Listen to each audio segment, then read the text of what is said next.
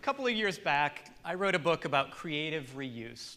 And it had 1,000 things in it that had been made out of other things. So there was furniture. So check out this chair that's been made out of a lovely garbage can. Housewares. Here's a bowl made by Boris Bally out of ethically sourced street signs.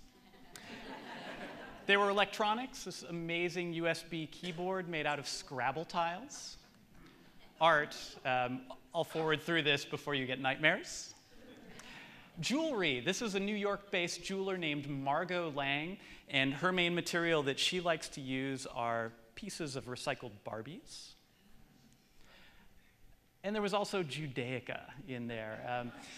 This particular menorah made out of cast-off bits of repurposed plumbing hardware is called the Man-nora. So when I was putting the book together, I realized that I had to have a fitting introduction. So I started thinking about really good ways that I could start to frame the book. And I teach art history, and so one of the things that I realized is that maybe I could talk about the history of creative reuse in the beginning of this introduction of the book. So I started to do some research, and I kind of came to an aha, eureka moment, and that is that I couldn't even really begin to scratch the surface of the history of creative reuse in 1,000 words that I had in this introduction.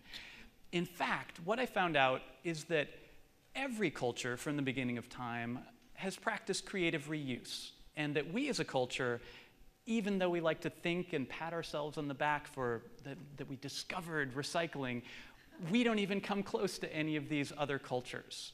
And another thing that I started to find out, the more that I did research in the area of reuse, was something that's a little bit counterintuitive, and that is that recycling sucks. And like I said, it sounds a little bit counterintuitive to say. It doesn't mean that you shouldn't do it, but I want to frame this through talking about the 3 R's. You guys all know the 3 R's: reduce, reuse, and recycle. Have you ever thought about the fact that recycling is the 3rd of those 3 options? It should be your last resort. So if you'd like to save a lot of energy, don't use something in the first place. If you want to use maybe a little more energy than that, maximize the life of whatever you're using and reuse it when you're done. And then recycling, like I said, should be your last resort. So what follows is going to be a very brief history of creative reuse. And I wanted to point out, as we're talking about creative reuse, that here in Humboldt County, we have an amazing reuse option, and that's a new organization called Scrap Humboldt. So you should look up Scrap Humboldt and interact with them however you can. Let's do a few terms first to kind of set things out. Let's define what recycling is. So recycling is the act of processing used or abandoned materials for use in creating new products. So you have an aluminum can, you melt the aluminum can down, you make a new aluminum can. Creative reuse, on the other hand, is the process of taking used or recycled materials and turning them into creative pieces of art, home decoration, or other useful items. So in thinking about creative reuse, we're going to go all the way back to the ancient Greeks. And I wanted to give you a little example about why recycling sucks from the point of view of art historians. And that's really what the Recycling Sucks is about as the title of this lecture. So in thinking about ancient Greek sculptors, their favorite material to use was bronze. Yet we only have a few examples of Greek bronze sculptures left. And the reason that we only have a few of these left is recycling. Most of those bronze sculptures got melted down to make other sculptures, but more often than not, they got melted down to make implements of war: spears, shields, helmets like this. So all of those sculptures are lost to time in a way because of war. So in thinking about creative reuse and how some things have been preserved through creative reuse, you can start by thinking about Stonehenge and other, like in Neolithic cultures. But let's talk about the Egyptians. So in ancient Egypt, most of you know that the pharaohs had boundless ambitions. They loved to build huge monuments. Yet, the materials that were available to them to build the monuments out of were fairly limited. So the two things often butted heads. So the solution was creative reuse. The Egyptian kings would wait for previous monuments to maybe fall into a little bit of disrepair. They would declare eminent domain, and they would knock them down, and they would use those pieces to build their own monuments. So this is a monument from Amenhotep III, and it survived in Karnak, and you can see bits of hieroglyphs from other monuments recycled actually into the fabric of the building. But I want to introduce you to perhaps the unchallenged champions of creative reuse in the ancient world, and that is the Romans. So the Romans loved to reuse things, and they reused them for all sorts of different ways. One of the main things that they loved to reuse was the amphora. And the amphora was sort of the 50-gallon drum or the plastic bottle of its day. Olive oil, any liquid used to come in an amphora. But because this is a ceramic bottle, they can't exactly melt it down and make a new amphora. So the solution is creative reuse. And it costs too much to send the amphoras back to their original sources to fill them back up. So the Romans, in their architecture, loved to use concrete, and they would take amphoras and they would embed them in the concrete to make the concrete lighter, but still keeping the structure sound. So this is the mausoleum of St. Helena in Rome, and all of the little pockmarks that you see here are places where amphoras were originally embedded.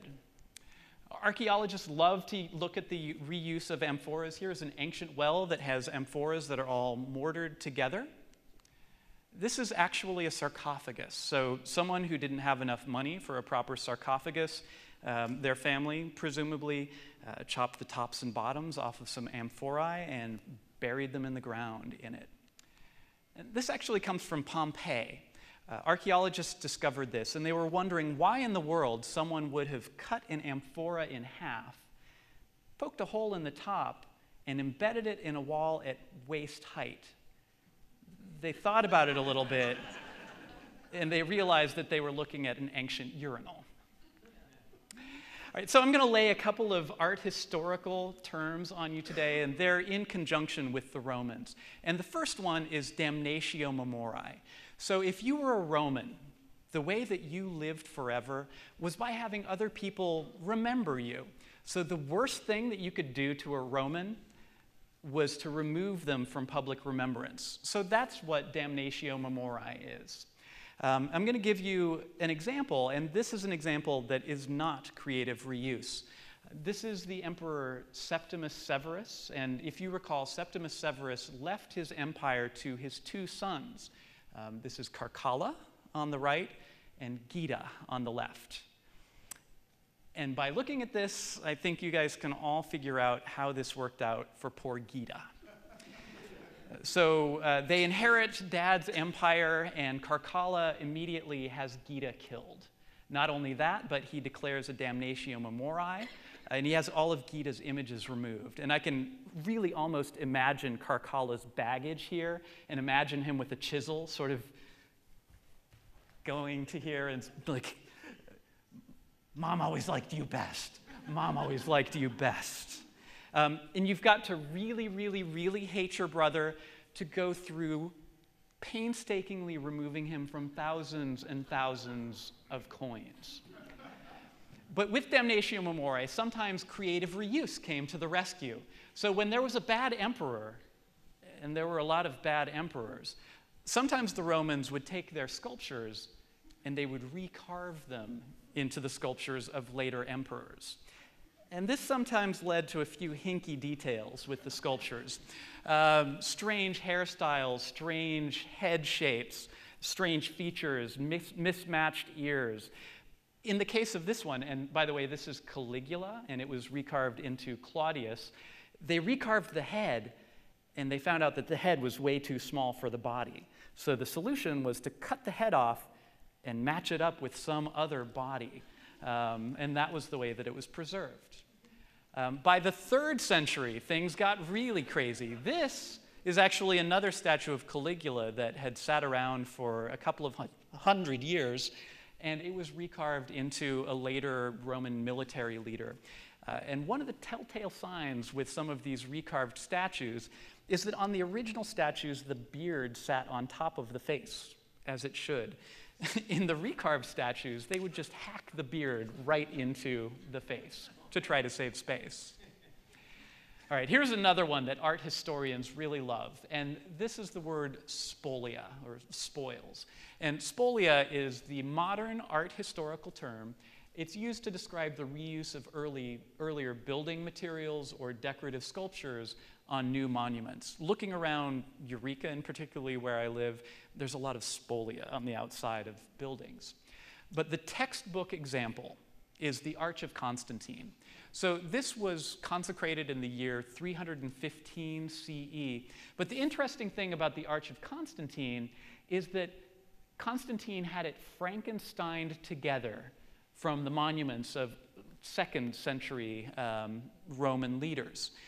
And art historians love to debate why he did this. Was he just cheap? Was he lazy? Were the sculptors of his era not up to his standards, or was something else going on? And so that something else is the fact that it's something that everyone who embraces creative reuse really knows, that everything that you reuse comes with its own story. And so Constantine perhaps grasped that all of these things that he was taking from other emperors came with their own story and therefore reflected on his magnificence. So these are a couple of roundels, and they were taken from a monument from the Emperor Hadrian, and Constantine's sculptors painstakingly took out the faces and recarved Constantine's face into the face on these. And you can see the way that the classical sculpture of Hadrian's era doesn't quite match up with the slightly stranger sculpture of Constantine's era. The Romans weren't the only culture to embrace creative reuse, of course. So Islamic cultures, a lot of the time, embrace creative reuse. This is from the Al-Aqsa Mosque in Jerusalem. And it was made out of something that was a common material that was left around Jerusalem. And that was spolia, pieces of marble left behind by the Crusaders. India is another place where you can find Islamic creative reuse. So this comes from the Mughal dynasty. This is the Qutb Minar. It's outside of Delhi in India. This is the world's largest freestanding brick minaret, and it's made out of 27 different Hindu temples. The Great Mosque of Cordoba in Spain. A lot of people in textbooks love to point to the fact that the columns in the mosque are reused from an earlier Christian building. But not everybody knows that archaeologists think that there was a Roman temple that stood on this site or near this site, and it was knocked down, and parts of that were used for the Christian church, which were then knocked down to make the mosque. And of course, Spain didn't remain under Islamic control. So when another Christian group came through, rather than knocking down the Great Mosque, they simply plopped a Christian basilica right into the middle of the prayer hall. Roman jewelry is something that gets reused a lot during the Middle Ages as well. So during the Middle Ages, there wasn't quite as much gem mining, and there wasn't as much gem carving. So the answer was to take old bits of Roman jewelry and reuse them any way that they could be reused. This is the Lothair cross. It's in Aachen in Germany, and it was donated by Otto III, the emperor, and it was made around 1000 CE. And this is a really strange Christian cross, because instead of in the middle of it seeing an image of Jesus, we see an image of Augustus, the Roman emperor. And so what Otto's thought process might have been was a synthesis of different things, synthesizing the image of Christ, the magnificence of Otto himself, and the magnificence of the Roman Empire. Of course, this was during the period of the Holy Roman Empire. Another even stranger cross is the Harriman cross. And this also comes from Germany. And on this Christian cross, we do see an image of Christ in the middle of the cross. But instead of having Christ's normal sort of would-be golden face here, we have a face that's taken from a Roman lapis lazuli sculpture of the Empress Livia, and her face has been cut off and put onto the face of Christ, presumably to amp up the value of this piece. And as I was putting this lecture together, I confess I was working on this during Halloween, and I started thinking about skulls and the way that skulls are reused. You know, we always hear of people like drinking from the skulls of their vanquished enemies. I know I like to. Lord Byron actually kept a skull around his house, and when he would have a really wild party, they would wind up drinking from that skull at the end of the night. But I don't have examples of any of those skulls that I can show you. So instead, I'm going to show you a more genteel example, and that is in Tibetan Buddhism, they have objects called kapalas. And so these are the skulls of monks that have been cleaned and dried, and offerings can be left in them.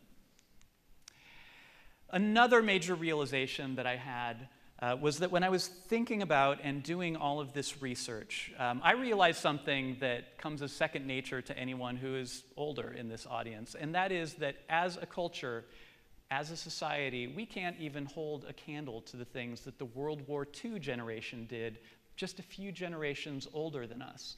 The amount of things that were recycled and reused are almost beyond our comprehension. Here's a poster on the left for a salvage drive for paper, rags, and bones. And on the right, this is from Vogue Knitting. And Vogue Knitting during World War II was encouraging people to take apart and unravel their knitwear, re-dye it, clean it up, and knit it into new things. The final thing that I want to talk to you today about is also from World War II, and it surrounds a German group called the Deutscher Werkbund. And the Werkbund was a group of German designers who embraced good design, clean design. And they actually went to the trouble of putting together kits that they would send out to schools to teach German school kids about good design instead of bad design like cuckoo clocks, the nemesis of the Werkbund. So after World War II, materials in Germany were in very, very short supply. So the Deutscher Werkbund embraced the only thing that they really could do, which was creative reuse. So they used lots of materials that were left over from the war, and they recycled them into housewares. They reused them into housewares. So here are some strainers made of the filters from gas masks, candle holders made from those same gas mask filters. These are actually shell casings, and they've been enameled and turned into water pots and cooking pots. And the final thing that I'm going to show you, I think, is karmic payback for all of the years that artists have been having their things taken away from them and recycled into goods that are going to war efforts. So this is a German helmet. It's been enameled, and it's had a handle added to it, and it's been turned into a pot. It's not a cooking pot. So I can only imagine that while this thing was being used, I hope that the person using it maybe sort of grasped the symbolism of using it, remarking on the futility of war every time that it was used. And my other hope is that every time that thing was used, somewhere, one of those recycled Greek sculptures got a little smile. Thank you.